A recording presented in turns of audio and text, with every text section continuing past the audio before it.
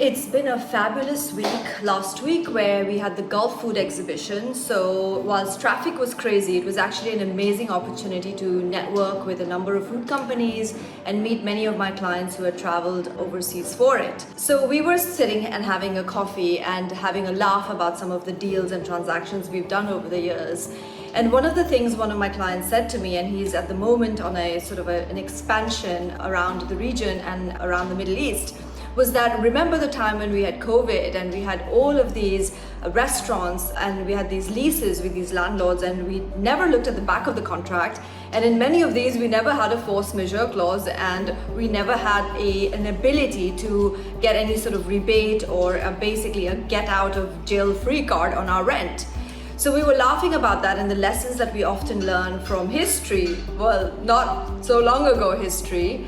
And that sort of brought me to the topic of the fact that many of us do not pay very much attention or look at the back of the contract. Force majeure is typically a clause that comes in maybe clause 16 or 17 or 18 or right at the end of the contract. But there are some other really crucial clauses that also come at the end of the contract.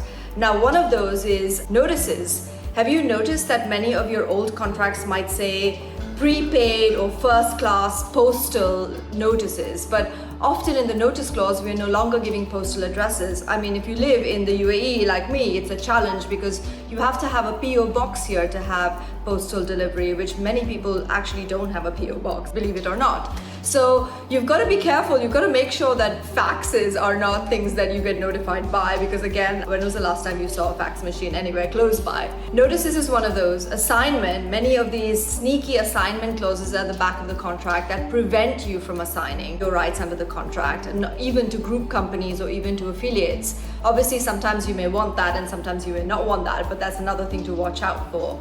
And then there are clauses like the governing law and jurisdiction, which I go on and on about all day, right? Which are also at the end of the contract.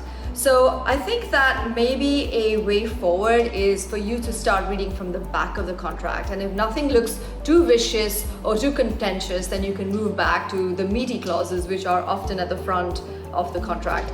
So over a coffee, we were laughing about the lessons learned, and the law is not perfect. We keep innovating, we keep changing, we keep rewriting. I personally feel that writing simpler contracts, not less complex, but just writing them in a simple fashion where both parties can fully understand what the intention is, can sometimes cover the ground that we don't know will happen. Often in a negotiation, the other side will say to me, "Oh, Jayshree, give me an example of why you think we should change this and what could potentially happen."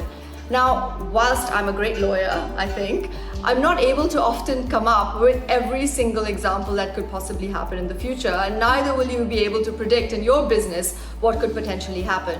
We couldn't predict the tsunami, which we then added into our force majeure clauses. We couldn't predict the pandemic, which we then added to our force majeure clauses, right? We couldn't predict that we would have other methods of communication, and soon we may not be notifying each other by email, we might even be notifying each other by WhatsApp or some sort of note that drops upon you. So we need to stay agile and we need to stay current. So that's it from Gulf Food then. Thank you for watching as usual.